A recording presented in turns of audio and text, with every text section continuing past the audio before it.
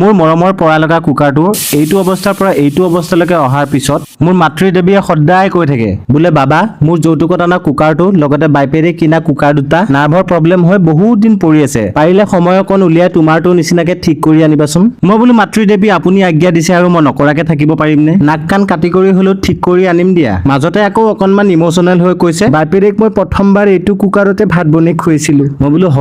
হ'ব ইমান দুখ কৰিব নালগে মাক হুকে খুন্দা মাৰি ধৰাৰ কাৰণে এবাৰ ঘৰলৈ যাওঁতে আটাইকেইটা কুকাৰ উঠাই লৈ আহিছো পুনৰ সেই আগৰ হস্পিটেলখনৰে অপিডি ডিপাৰ্টমেণ্টত চেকআপটো কৰাই ললো এটা এটাকে লিৰিকি বিদাৰি নিৰীক্ষণ কৰি ক'লে বোলে বাইটি আগৰটোৰ নিচিনাকে এইকেইটাকো এডমিট কৰাব লাগিব মই বোলে এডমিট কৰাই আপোনালোকে আইচিইউত থৈ ভেন্টিলেশ্যনত থৈ এইটো আপোনালোকৰ কথা মুঠতে মোৰ মাক কুকাৰকেইটা সুস্থ অৱস্থাত ঘূৰাই দিব লাগে সেইকেইটাক তেনেকে এৰি থৈ আহি মই ৰুম পালোহি আহি পাই দেখিছো ৰুমৰ বাহিৰত পাৰ্চেল এটা পৰি আছে খুলি চাই দেখিলো মোৰ favourite pro' to go' ready to eat Bhim banana oats যাৰ সোৱাদ আৰু সুগন্ধি আল্টিমেট ইয়াক ৰন্ধাৰ কোনো প্ৰয়োজন নাই মাত্ৰ 5 মিনিটতে ৰেডি হৈ যায় প্ৰথমতে এটা বাটিত 3-4 চামুচমান ওটছ লৈ লৈছো 60-70 ml উতলা গৰম পানী দি এবাৰ লৰাই মাত্ৰ 5 মিনিটৰ কাৰণে ঢাকি থৈ দিছো 5 মিনিটৰ পিছত খাবলৈ ৰেডি আছিলে কাৰণে লেবেলটো দেখাবলৈ অলপমান ফ্ৰুটছ ব্যৱহাৰ কৰিলো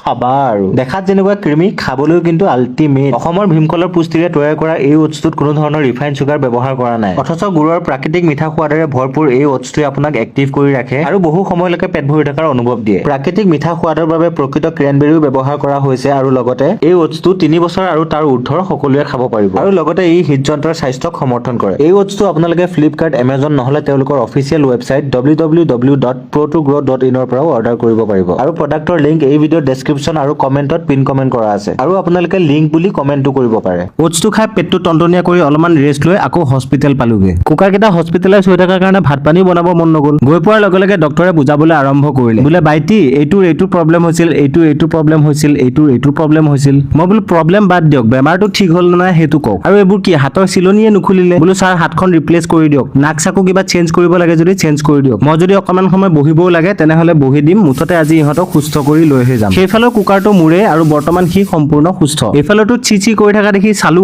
বেলেগৰ কুকাৰটো বহাই পেলাই মোক কৈ আছে দাদা চাওক এইটোহে মোৰ কুকাৰটো আটাইকেইটা ধুনীয়াকে চকুৰ সন্মুখতে চেকআপটো কৰাই ললো আৰু টোপোলা বানি গোটেইকেইটা ঘৰলৈ বুলি উভতিলো নাই বুলি যিমান কেইটাহে কুকাৰ জমা হ'ল ইচ্ছা কৰিলেচোন এতিয়া মই ভাড়াতে দিব পাৰো আহিবলগীয়া যেনে লগত নানিলেও চিন্তা কৰিবলগীয়া নাই আৰু